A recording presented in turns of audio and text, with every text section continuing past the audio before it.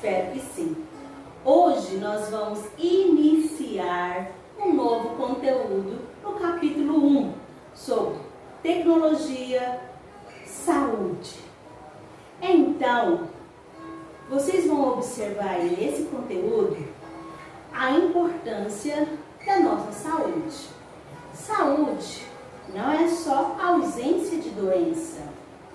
A saúde também está no contexto da saúde mental, envolve todo o nosso organismo, tanto o nosso mental, o nosso psicológico, social e o nosso físico. Então temos que cuidar dessas três áreas, nunca esquecer de nenhuma. Nesse conteúdo aí vocês irão ver que durante o desenvolvimento do ser humano, com a modernização e os equipamentos, novas tecnologias contribuíram para a melhoria da saúde. Dados científicos comprovam que áreas que têm coleta de lixo, rede de esgoto e tratamento de água diminuem e contribuem para diminuir a proliferação de doenças.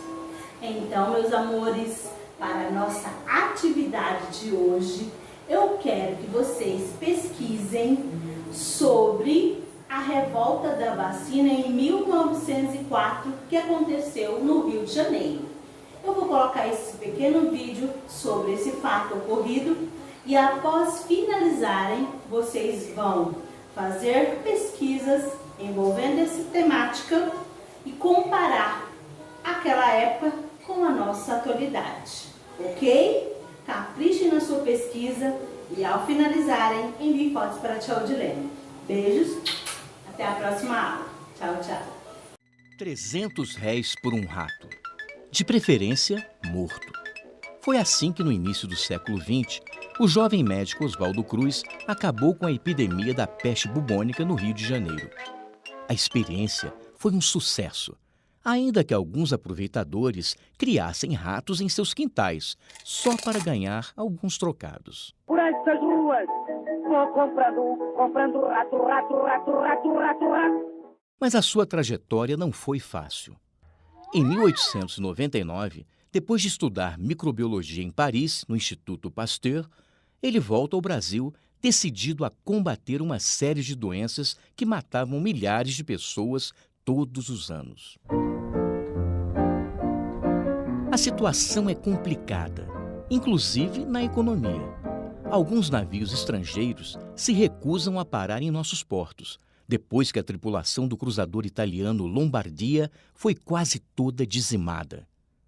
Oswaldo inicia sua luta exterminando os roedores nos portos de Santos e do Rio e controlando os surtos de peste bubônica. Sua fama se espalha.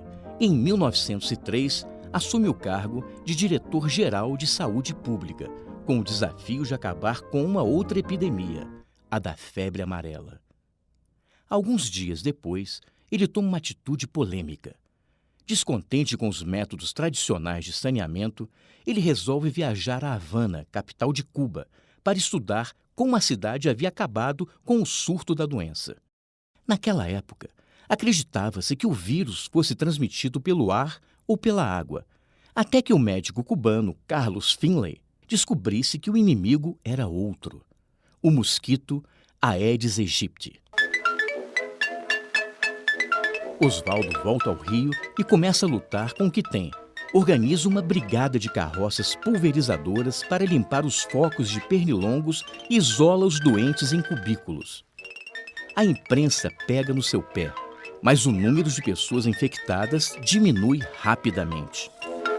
Faltava ainda um desafio maior: vencer a varíola. E o único remédio era a vacina, ainda uma novidade para os brasileiros, mas já fabricada na França há algumas décadas, a partir do vírus da varíola da vaca. A repercussão é negativa. Ninguém queria colocar dentro do corpo o vírus da doença, ainda mais de um animal. Nem mesmo o intelectual Rui Barbosa. Mas não havia outra saída. Para conter o número crescente de mortos, o Congresso aprova uma lei tornando obrigatória a vacinação. As brigadas sanitárias começam a entrar nas casas e vacinar as pessoas à força. A revolta é geral. Mulheres se recusam a mostrar o braço aos vacinadores e muita gente que morava em lugares insalubres tem suas casas demolidas. O conflito toma proporções gigantescas, com tiroteios e quebra-quebra em todas as partes da cidade. Os cadetes da Escola Militar de Praia Vermelha, descontentes com o rumo que a República havia tomado, aproveitam o caos e tentam derrubar o presidente Rodrigues Alves. O governo reage com mão de ferro, decreta estado de sítio e manda revoltosos, descontentes e, de quebra, alguns desempregados para uma jornada de trabalho forçado no estado do Acre. Diante de uma intensa pressão popular, o presidente revoga a lei da vacina, que deixa de ser obrigatória. Mas quem quisesse trabalhar, estudar ou casar, precisava se vacinar. Com o tempo, o número de contaminados despenca e as pessoas passam a procurar voluntariamente os postos de saúde. Em breve, já não haveria mais nenhum caso de varíola. Em 1907, Oswaldo Cruz recebe, na Alemanha, o prêmio mais importante de higiene e saúde pública da época, competindo com mais de 120 concorrentes do mundo inteiro. A imprensa agora o chama de gênio.